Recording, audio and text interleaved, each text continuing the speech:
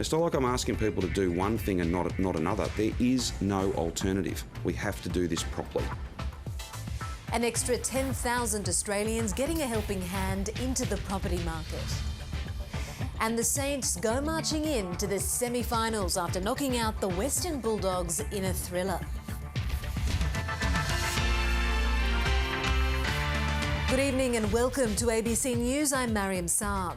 Just a day after being diagnosed with coronavirus, the US president has been flown to hospital and put on an experimental antibody cocktail and other drugs. The White House insists that Donald Trump remains in good spirits, suffering just mild symptoms. But the COVID crisis in the White House is now spreading, with some of Mr. Trump's most trusted advisors and allies also now testing positive. US Bureau Chief David Lipson begins our coverage. Walking from the White House, a face mask the only signal something wasn't right. With a thumbs up and a salute, the president boarded Marine One, headed for an uncertain future. Moments earlier, he'd recorded a video message and posted it to Twitter.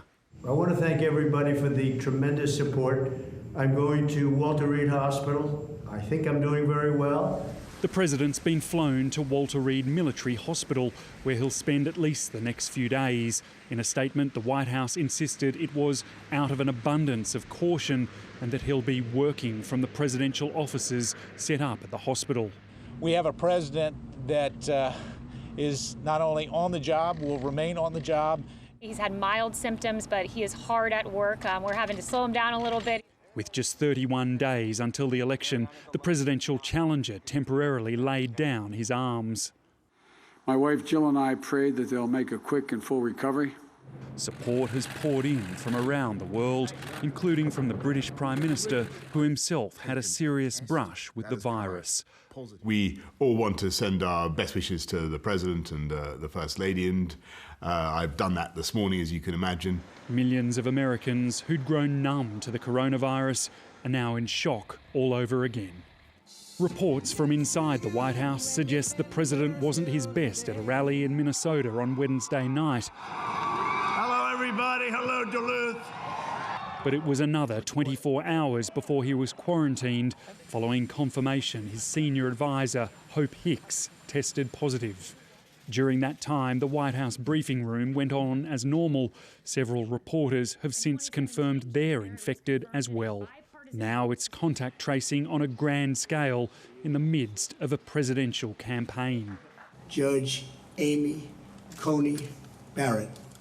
Last weekend, the president nominated a new Supreme Court justice before a crowd at the White House. Republican Senator Mike Lee was there, hugging colleagues. He's revealed he's infected too, along with at least 7 others, including former senior Trump aide Kellyanne Conway. The president also took part in a socially distanced debate where his family refused to wear masks, even the moderators concerned. Although I think I was far enough away, we all take that question. Were you exposed to somebody who was tested positive for COVID?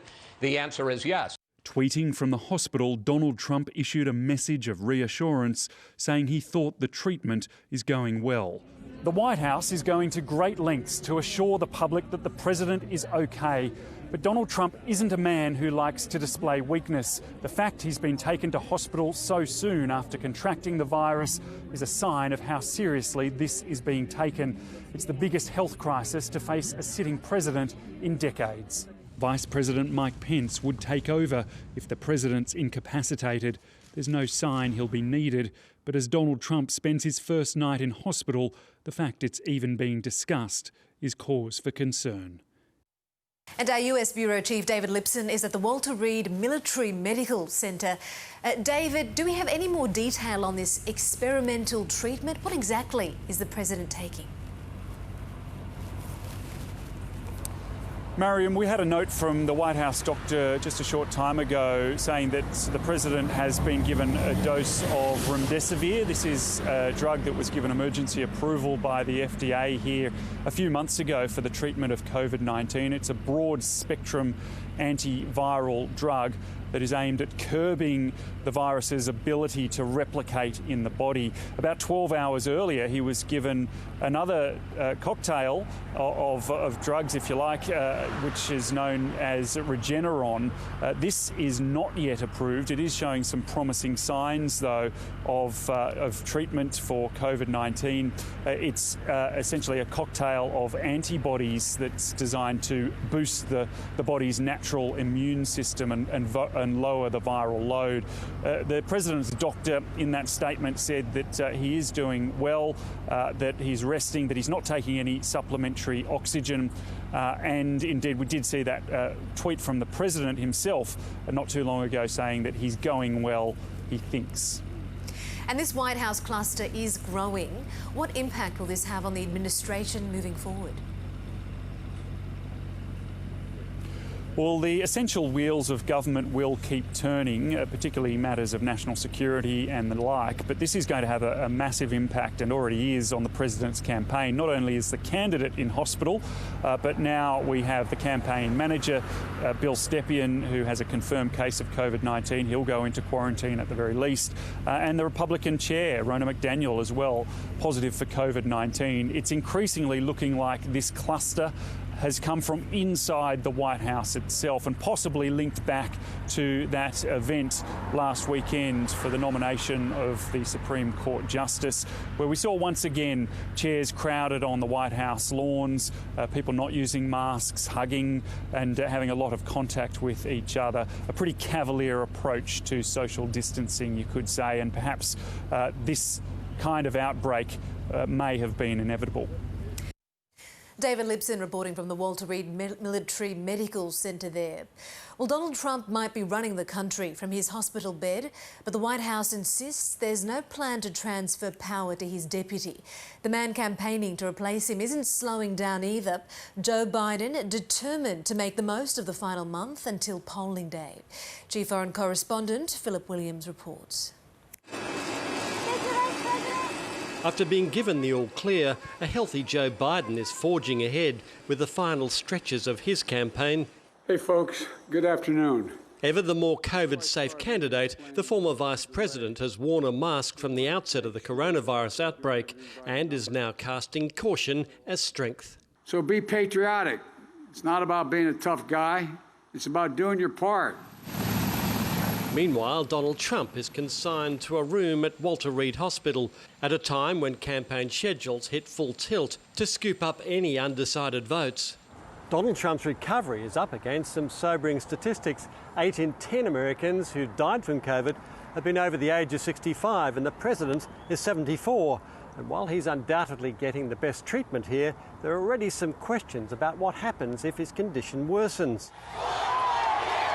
His name could be taken off the ballot, but it's not clear what that would mean for the millions of votes that have already been cast in early voting. The best is yet to come. Thank you.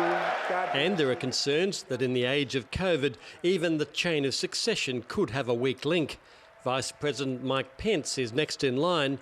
He's had regular contact with the president. Following him, House Speaker Nancy Pelosi, a Democrat and one of the Trump administration's most ardent critics.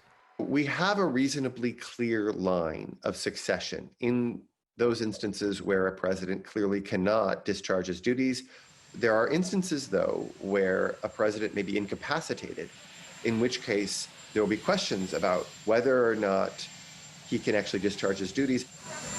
There will undoubtedly be further questions about not only how the president contracted the virus, but who else may have been infected, throwing the final month of the campaign into an even deeper state of uncertainty.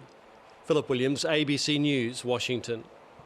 Returning home, authorities in Victoria